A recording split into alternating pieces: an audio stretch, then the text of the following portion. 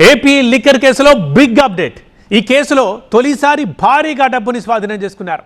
12 బాక్సుల్లో 11 కోట్లు పట్టుబడ్డాయి. మరి హైదరాబాద్లో దొరికిన ఈ డబ్బు ఎవరిది? ఇది లిక్కర్ నిందితులదే పక్కా ఆధారాలు ఉన్నాయంటోంది సిట్. అయితే అసలు ఆ డబ్బు తనది కాదని కేసులో A1గా ఉన్న కేసురెడ్డి ప్రకటించాడు. మరి ఈ కేసులో ఇప్పటి వరకు లేని కోణం బయటకు రావడంతో ఇక గేమ్ ఇప్పుడు స్టార్ట్ అయింది అంటున్నారు అధికారులు.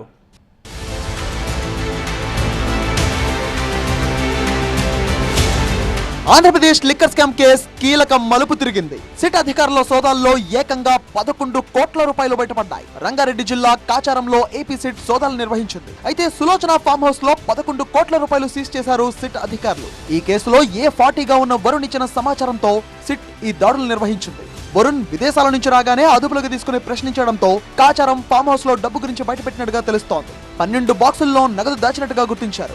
A1 రాజ్ కేసిరెడ్డి ఆదేశాలతో నగదు దాచినట్టు వరుణ్ చాణక్య అంగీకరించినట్టుగా తెలుస్తోంది. 2024 జూన్ లో నగదు ఫామ్ హౌస్ కు తరలించారు. అయితే ప్రొఫెసర్ తీగల బాలరెడ్డి పేరు మీద ఫామ్ హౌస్ ఉన్నట్టుగా గుర్తించారు అధికారులు.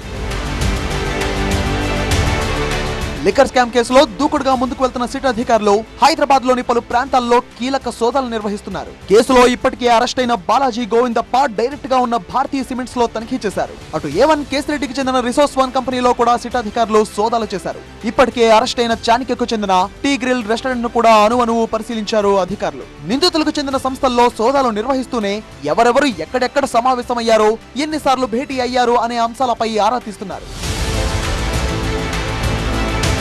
మరీ ముఖ్యంగా భారతీయ సిమెంట్స్ లో అణువణువు గలించారు అధికారులు. అడ్మినిస్ట్రేషన్ ఆఫీస్ లో పలు డాక్యుమెంట్స్ ను కూడా స్వాధీనం చేసుకుని స్టడీ చేస్తున్నారు. ఏపీ లిక్కర్ స్కామ్ భారతీయ సిమెంట్స్ కేంద్రంగా నడిచిందని అనుమానాలు రావడంతో అధికారులు ముమ్మర తనిఖీలు చేపట్టారు. ఈ క్రమంలో రంగారెడ్డి జిల్లా కాచారంలో 11 కోట్ల రూపాయల నగదు పట్టుబడడంతో ఇప్పుడు ఆసక్తికరంగా మారింది.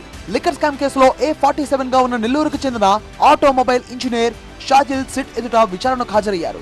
ఈబీ రంగంలో పెట్టుబడుల కోసం కేసిరెడ్డే తనను సంప్రదించాడని సిట్ ముందు చెప్పారు షాజిల్. లిక్కర్ స్కామ్ తో తనకు ఎలాంటి సంబంధం లేదంటున్నారు. మరోవైపు ఈ కేసులో సీజ్ చేసిన డబ్బుతో తనకు సంబంధమే లేదన్నారు రాజ్ కేసిరెడ్డి.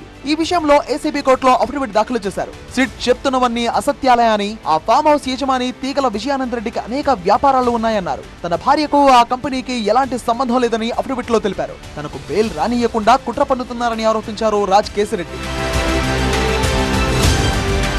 ప్రస్తుతం లిక్కర్ కేసులో అరెస్ట్ అయిన వారికి బెయిల్ వస్తుందన్న తొందరలో ఓ కథ అల్లారన్నారు మాజీ మంత్రి పేర్ని నాని. ఈ 11 కోట్ల విషయంలో నిమిషానికి ఒక కథ చెబుతున్నారన్నారు.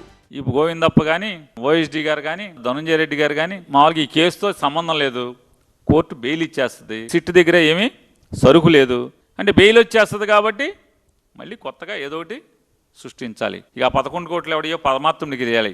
ఆ పేపర్ ఒకటి రాస్తాడు, 11కి అచ్చి రాలేదు, జగన్ 11 సంఖ్య అచ్చి రాలేదు, 11 సంఖ్య వచ్చింది, ఇప్పుడు 11 కోట్లు దొరికినాయి, ఇది బ్యాడ్ అంట.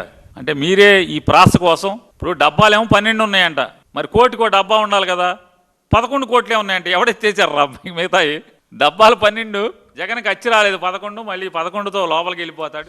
ఇక లిక్కర్ కేసులో కక్ష సాధింపు ఉండదన్నారు మంత్రి పార్థసారథి. నిష్పక్షపాతంగా సిట్ విచారణ జరుగుతోందన్నారు. లిక్కర్ స్కామ్ లో చట్టం తన పని తాను చేసుకుపోతుందన్నారు.